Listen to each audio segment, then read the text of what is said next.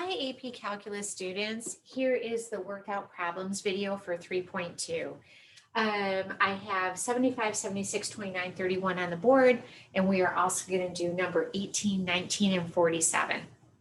So 75 and 76 are kind of problems that they're introducing you to what you're going to see in chapter 4. So it's really good to think about now. It's like the antiderivative, the opposite. So the question was, find a function whose derivative is, and they show that here, and goes through the given point, right? So what I'm trying to do is think backwards. If I had a function and I took the derivative of it, it would give me 2x. And what would that function be? So when I think about it then for this function, because the power is 1, it must be that on the original function, the power was 2, right? Because I brought it out front and multiplied it. Oh, there's the 2 and reduce the exponent by 1. Okay, wait a minute. It's x squared, kind of, right? Because if I take the derivative of x squared, I do get 2x. But this x squared obviously doesn't go through the point 0,1. So what's going on? It turns out that every single time you find a function that has a certain derivative, that you have to add a constant. And here's why. X squared plus 3. If I asked you to find the derivative, you would tell me 2x. X squared minus 10. If I asked you to find the derivative, you would tell me 2x, right? There's a whole family of functions whose derivative is 2x. So in other words, anytime I take the derivative of x squared plus c, whether that c is positive or negative, I'm going to get 2x. So now I just need to find the function that goes through the point 1, 0. So all I have to do is put in a 1 for the x and a 0 for the y, right? And so this is 0 equals 1 squared, that's 1, plus some number. So c must be negative 1. So let's go back.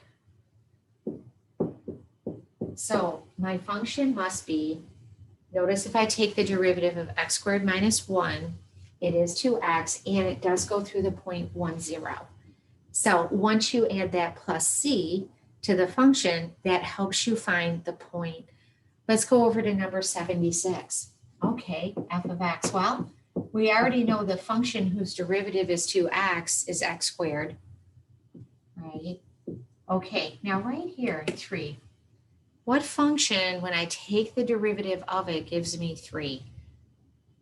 Always a 3. That sounds like a line to me. So 3x, and again, I needed to bring the exponent up 1. Here, there's an x to the 0.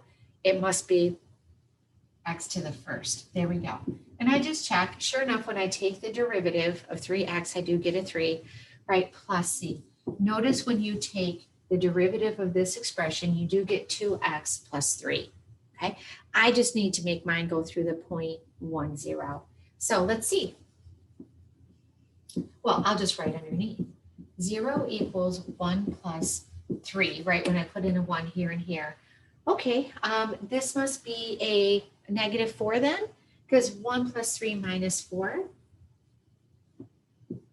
There we go, kind of fun. Let's check and make sure. When we take the derivative, we do get 2x squared plus 3. Sorry, 2x plus 3, right? And when I put in the 0.10, does it make the function true? 1, 1, 1 plus 3 is 4 minus 4 is 0. Yes, there we go. Kind of fun, little bit of practice. Now, the story on number 29 is they are saying that there is an object. Let's see, do they say what kind of object? The height of a ball, t seconds, after it is thrown upward from a height of 6 feet with an initial velocity of 48 feet per second is this equation here. They want us to verify that f of 1 equals f of 2. So let's go ahead and do that. F of 1 let's see, when I put in a 1, that would be negative 16 plus 6, negative 10. Negative 10 plus 48 is 38. And when f of 2, let's see, that's a 2 here. That would be 4, negative 64. Negative 64 plus 96 plus 6 is in fact a 38. There we go. So it is true that f of 1 equals f of 2, okay? And so it must be that the derivative is 0 somewhere in between 1 and 2, okay? This really makes sense. Let's take a look. If you graph this quadratic, right? And it looks like this. If it's someplace the height is 38 and another place the height is 38, it must be here and here. And due to symmetry, honestly, the derivative must be 0. I'm going to say at 1.5, right? It's symmetric right in between there. Let's go ahead and take the derivative though and find that out, okay? So the derivative of the function is negative 32t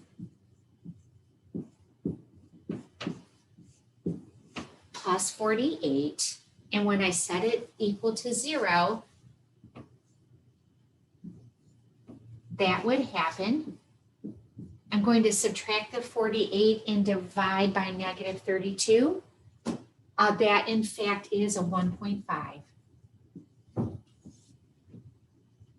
There we go. All right, let's go on over to 31. On 31, I tried to replicate the picture as best I could.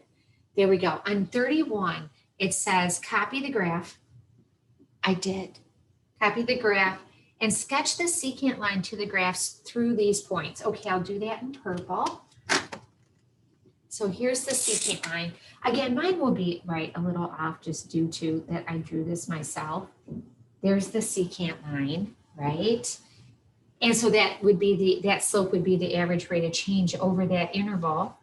And then they want us to sketch any tangent lines to the graph that are guaranteed by the mean value theorem. In other words, I'm looking for tangent lines that have the same slope as this average slope here. So let's see, I think I can draw one here. Let's see, a tangent line, right? It just has to be the point of there. I think right there. And I think above too. Let's see.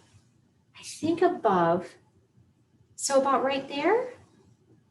There we go. So I think there were 2 tangent lines I was able to draw. Here's the average rate of change over the interval, the slope. It does guarantee it on a function that's continuous and differentiable, like they gave us, that there are 1 or more places on the interval a to b where the derivative, or that's the slope of a tangent line, is equal or parallel to that. And I did find 2 places. So let's erase this and let's do 18, 19, and 47.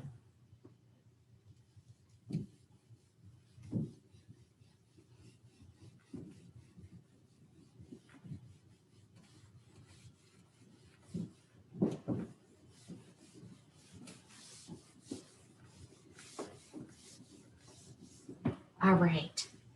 And number 18, determine whether Rolle's theorem can be applied. Okay, so the question is the same for 18 and 19. Rolle's theorem.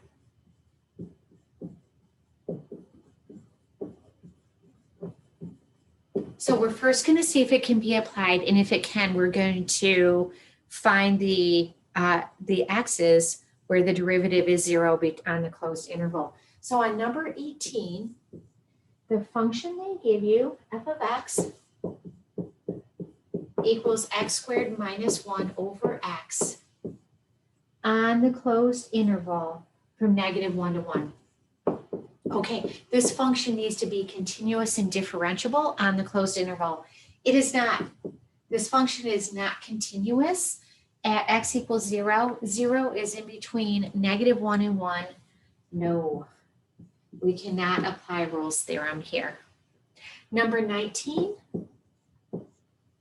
f of x equals sine of x. And it's from 0 to 2 pi. Okay, I do know that sine is continuous and differentiable. on its domain from negative infinity to infinity. I do know f of a equals f of b, because when I put a 0 in or 2 pi in, we are at the same location on the unit circle, and f of a does equal f of b. So somewhere on this interval, the derivative has to equal 0. Notice the derivative of sine is cosine. So where is cosine 0 on this interval? That would happen at pi over 2 and 3 pi over 2.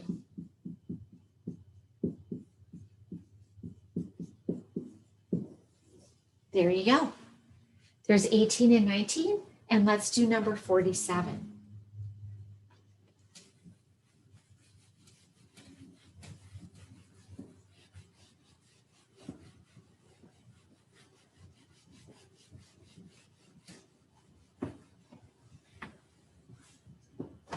Okay, on number 47, let's take a look. Determine whether the mean value theorem can be applied. Okay, oh, I'm glad we did this one next. Because it's a lot like our other one, it's sine of x, but it's 0 to pi, and it's the mean value theorem. Okay, let's run through. First of all, the mean value theorem says that if a function is continuous and differentiable on a closed interval, sine is continuous and differentiable on its domain from negative infinity to infinity, we do have a closed interval. And it says that if I found the average rate of change of this function on this interval, that somewhere the derivative on that interval has to equal that rate of change. Okay, so let's go ahead and do that. First, let's do f of b minus f of a, because we have to know what to set the derivative equal to, right? So we do this, the average rate of change first. Okay, let's, so here's my a and here's my b. There we go. So f of b, sine of pi is 0, right? Minus f of a, sine of 0 is 0 also. So this is actually like Rolle's theorem. It just is a special case of the mean value theorem over pi. So we're really trying to find where the average rate of change of the average rate of change is 0 on this interval. And so we're trying to find where the derivative is equal to 0. So it just rolled into, Rolle's theorem. So the derivative, we said, is cosine. And we want to know where it equals 0. It is guaranteed. And we said that that is at pi over 2. We won't include our 3 pi over 2 because we're only going from 0 to pi. There we go. There's the worked out problems. Let me know if you have more questions. Thank you.